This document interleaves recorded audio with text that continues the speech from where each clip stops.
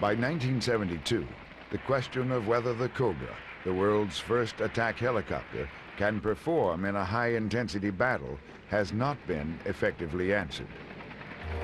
The proving ground comes on March 30, 1972, Easter Eve. NVA General Nguyen Giat takes advantage of a stepped-up U.S. withdrawal and sends 200,000 troops smashing into South Vietnam in 3 critical locations. The goal, divide the country and snatch it from President Thieu. The Russians told them, don't mess around with this little guerrilla warfare anymore. You can't win it that way. Go blitzkrieg and we'll give you the tanks and so forth. So most of our troops were... Colonel Bill Miller is the senior American advisor in An Loc, a provincial southern capital strategically located on Highway 13, within striking distance of Saigon.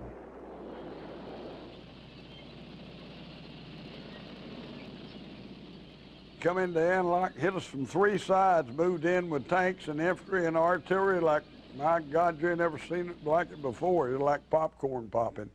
I mean, it wasn't no damn guerrilla war about that. I mean, that was for real.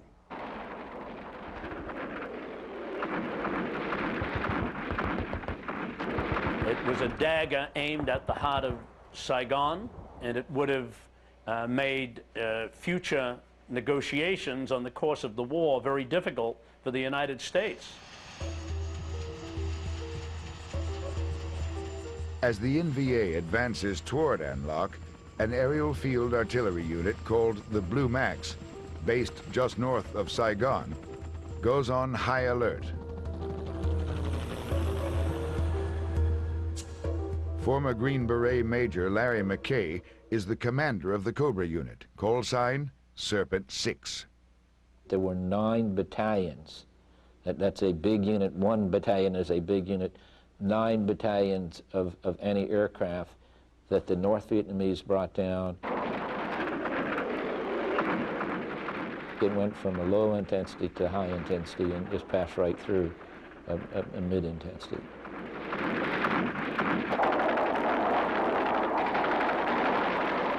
With 15,000 civilians to worry about in An Loc, Bill Miller, set up at ARVN headquarters with other advisors, tries to get a handle on the battle.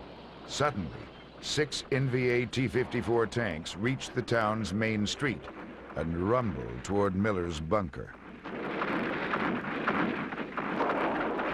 So it gave way and we lost about half of what we had.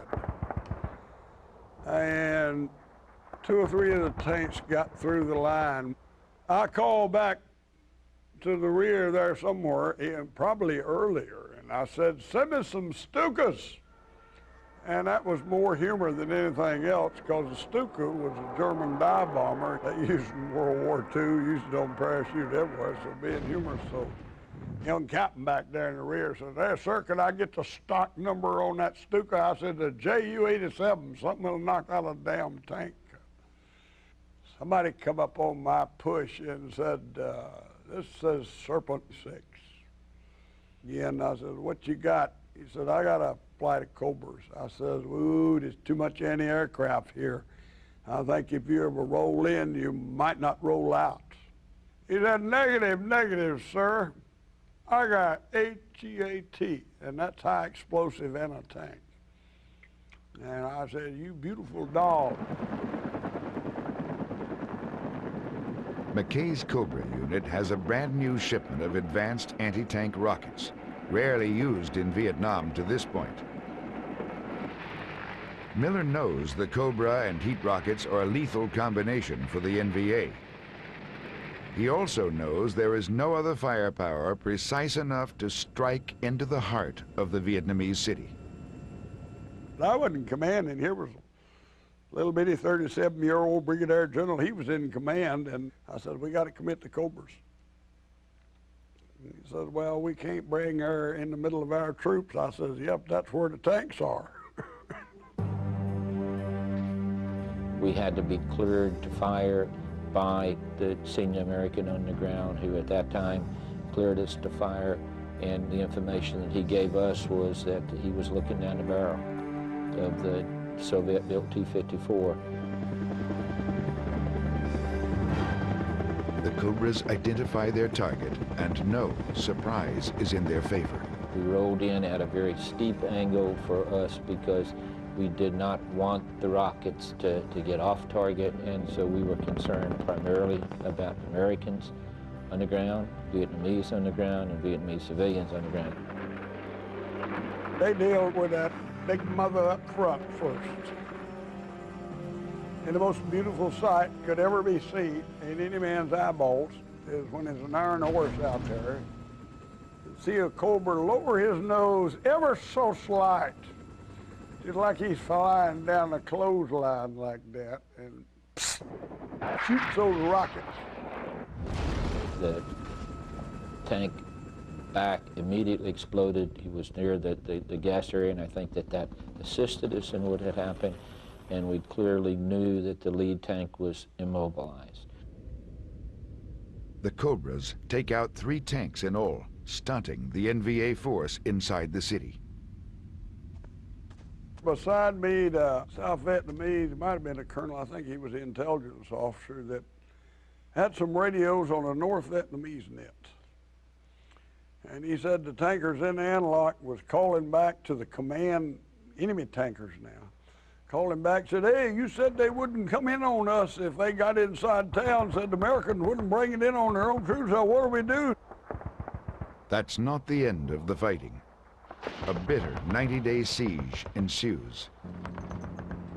AP reporter Peter Arnett drives into the city and views the destruction.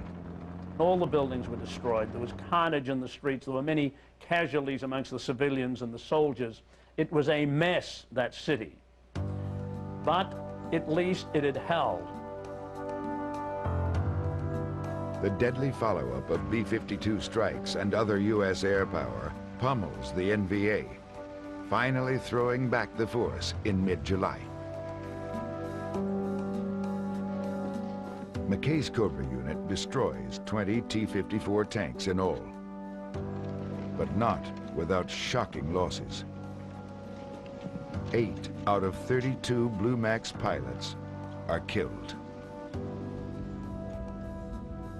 An Loc has proven a place on the modern battlefield for the attack helicopter, but the Cobra will need precision-guided standoff weapons to remain effective.